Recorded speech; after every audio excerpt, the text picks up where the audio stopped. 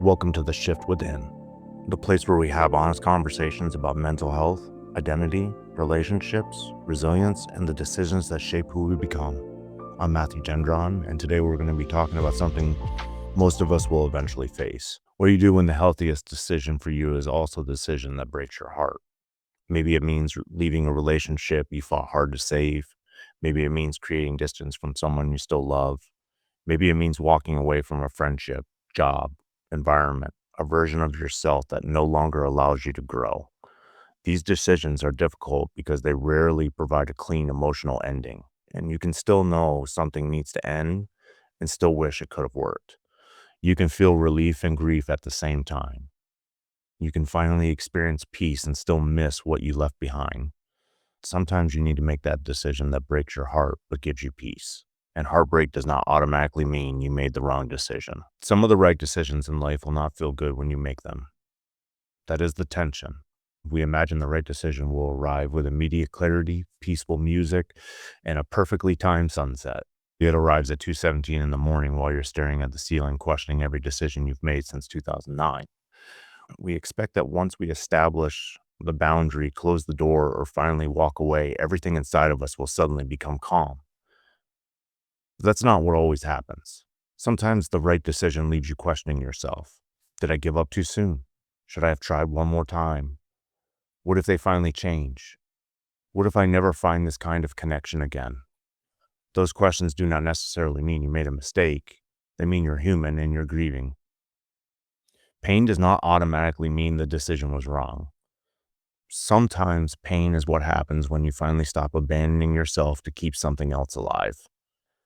There is pain that comes from remaining trapped in a destructive pattern, and there's pain that comes from breaking it. Both hurt, but only one gives you the possibility of healing. Not every ending means you failed.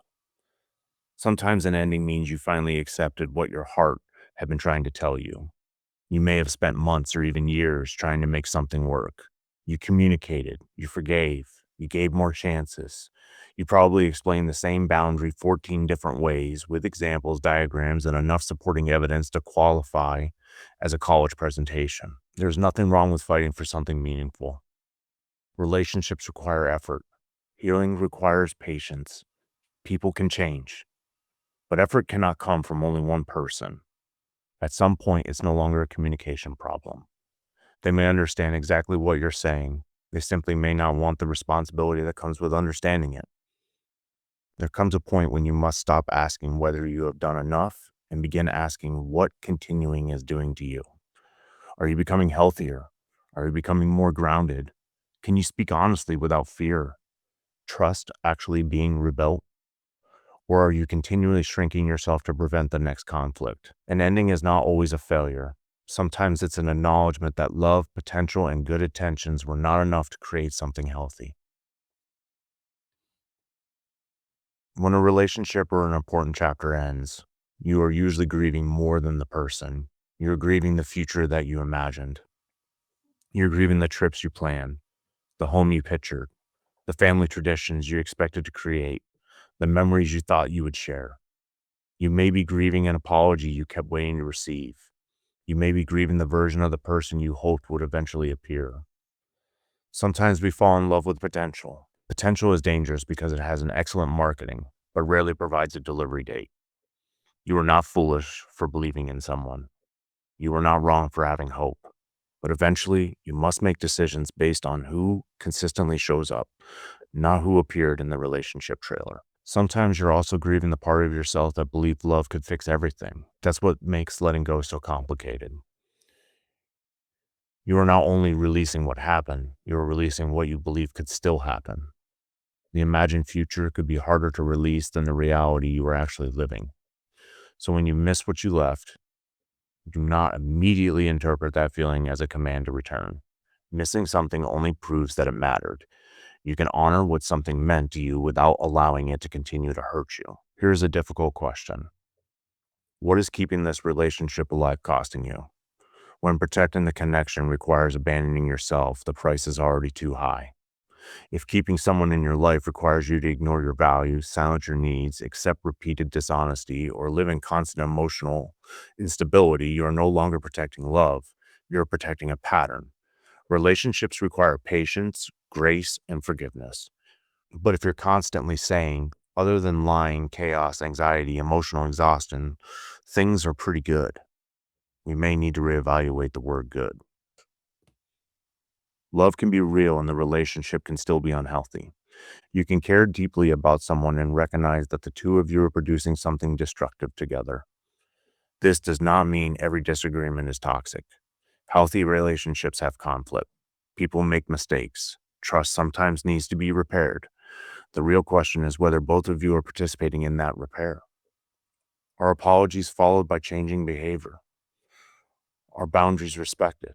Does accountability exist on both sides? Is the relationship becoming safer, or is the same wound repeatedly being reopened? Love is powerful, but love is not duct tape. It cannot permanently hold together something that both people are unwilling to repair. Love may give someone a reason to change, but it cannot do the changing for them. Here's where things become psychologically complicated. Peace may feel empty before it feels safe.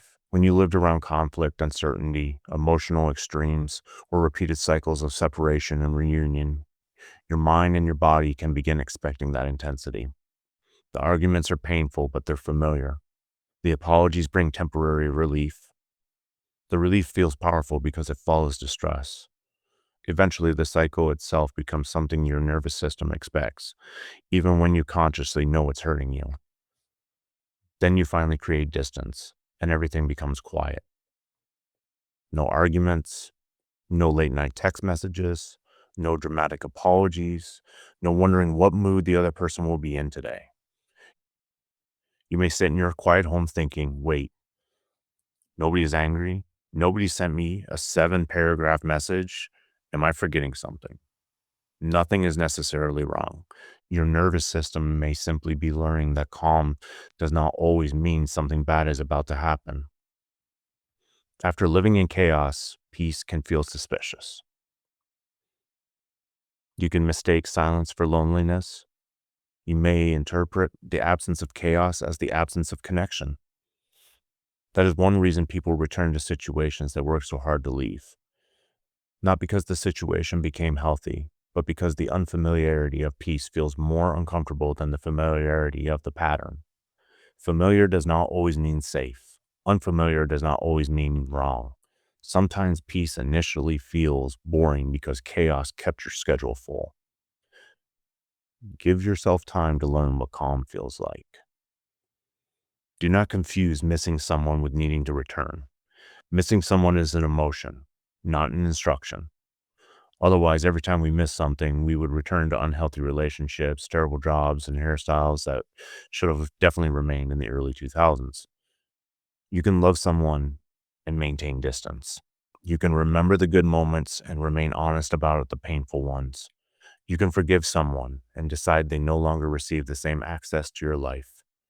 You can hope they heal without placing yourself back inside that same cycle. A boundary does not mean the relationship never mattered.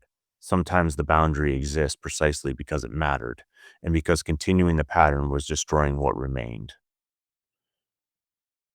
There will be moments when your heart remembers only the good. That is when you need to remember the whole story. Not to turn the other person into a villain, but to keep yourself grounded into reality. Please do not allow one lonely evening, 2 sad songs, and a poorly timed social media memory to convince you to restart a cycle that took months to escape. You can grieve someone and still keep the boundary. Missing what you left does not mean leaving was wrong. It means it mattered. Before reversing your decision, slow down and ask yourself a few honest questions. First, do I miss who this person consistently was or who I hoped they would become?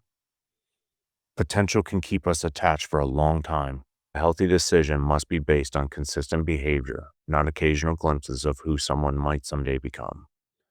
Second, has anything genuinely changed? Or am I comfortable being alone? Time passing is not the same as growth. Missing each other is not the same as resolving the problem. Ask yourself, what was measurably changed? What accountability has taken place? What sustained action, counseling, treatment, and support has occurred? Not what was promised, Not what was written in a 3-page midnight text, not what someone suddenly realized after discovering that your boundary was real. What behavior has actually changed? I miss you as an emotion. It's not a treatment plan, an apology, or evidence of growth. Third, would returning restore me or restart the same cycle? If you return without anything changing, you're not beginning a new relationship. You are re-entering the old one. And finally, did peace begin to grow after I created distance? You may still be sad. You may still cry. You may still wish things had ended differently. But are you sleeping better? Are you thinking more clearly? Is your anxiety decreasing? Are you reconnecting with people and parts of your life that you lost? Heartbreak and peace can exist together. Pay attention to both. Choosing peace does not give us permission to avoid our own responsibility. It is easy to create a story in which the other person caused everything and we were simply an innocent bystander. Choosing peace does not automatically make us the hero. Sometimes we're contributing to the chaos while taking detailed notes about everything the other person did wrong. Growth requires us to examine our own behavior honestly. What did I contribute? What warning signs did I ignore? Where was I dishonest? Did I manipulate, betray, control, avoid, or shut down? Did I repeatedly apologize without changing my behavior? What do I need to repair? Even if the relationship cannot be restored, accountability means reviewing your own game footage. Not because everything was your fault, but because you do not want to carry the same unhealthy patterns into a new relationship with better furniture. Accountability is not accepting all the blame. It's owning the part that belongs to you. You can maintain a necessary boundary while admitting that you also caused harm. You can apologize without using that apology as a strategy to regain access. You can repair what is possible without demanding forgiveness. Own your behavior. Repair what you can. Change the pattern. Keep the boundary when it's necessary. That's maturity. Self-forgiveness without accountability becomes avoidance. But accountability without self-forgiveness becomes self-destruction. The goal is not to punish yourself forever. The goal is to become someone who no longer repeats the behavior. What does choosing peace look like after the decision has been made? First, stop reopening the wound for temporary relief. That means you may need to stop checking their social media. You are not conducting important research. You are emotionally trespassing, then acting surprised when you find something that hurts your feelings. Also, resist rereading old messages. Your heart will locate 3 beautiful sentences and conveniently ignore the 857 red flags surrounding them.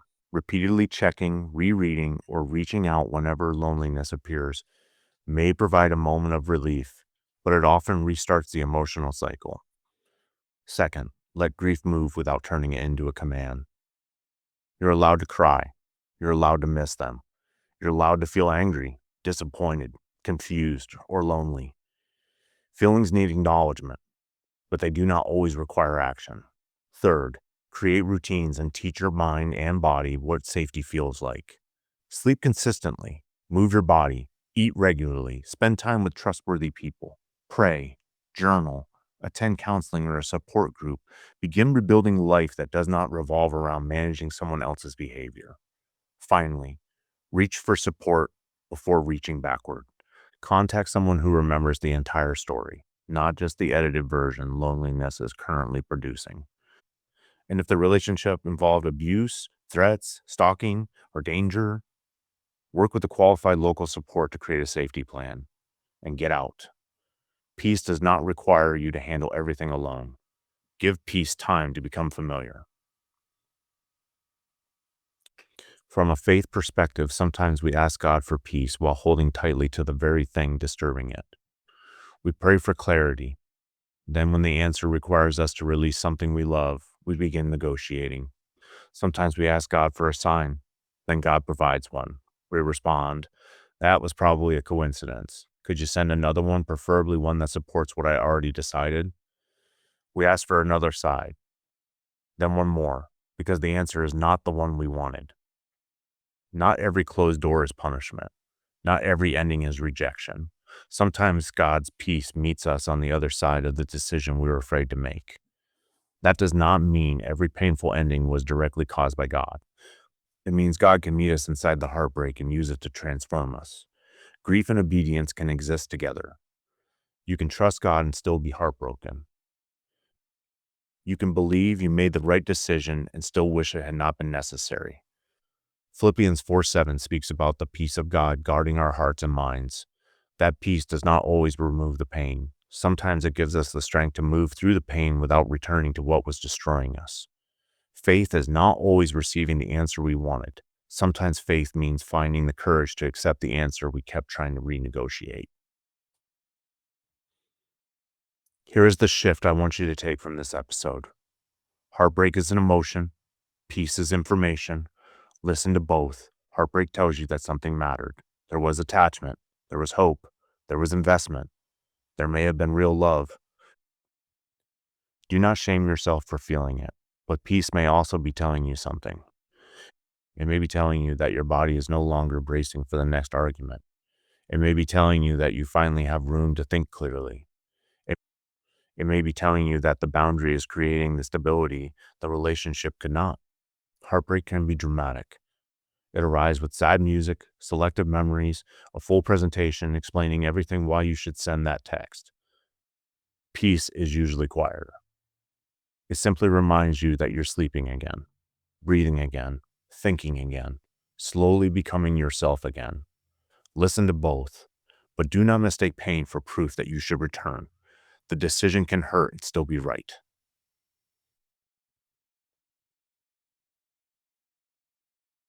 Before we close, I want you to answer this honestly. Which part is the hardest for you? Making the decision? Living with the heartbreak? Resisting the urge to return? Accepting the peace required in ending?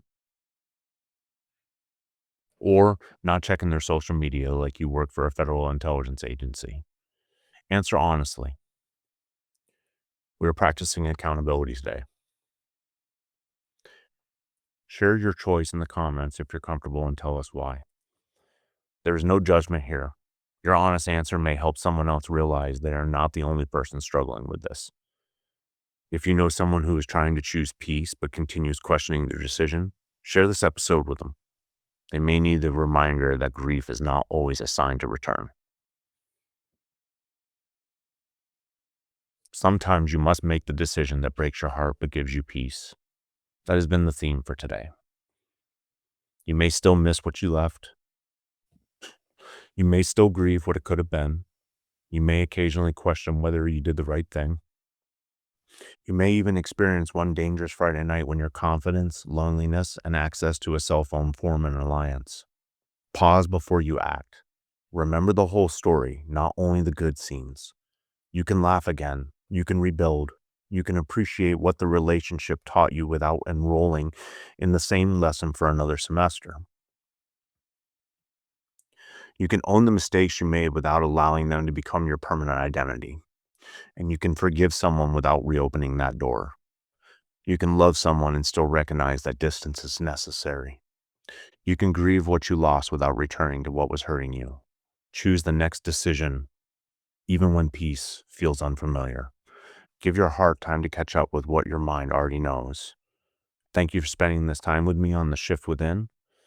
If this episode spoke to you, follow the podcast, share it with someone who needs it, and join the conversation at the Shyft Within. Until next time, the greatest shift you will ever make begins within, even if it occasionally begins by putting your phone on Do Not Disturb.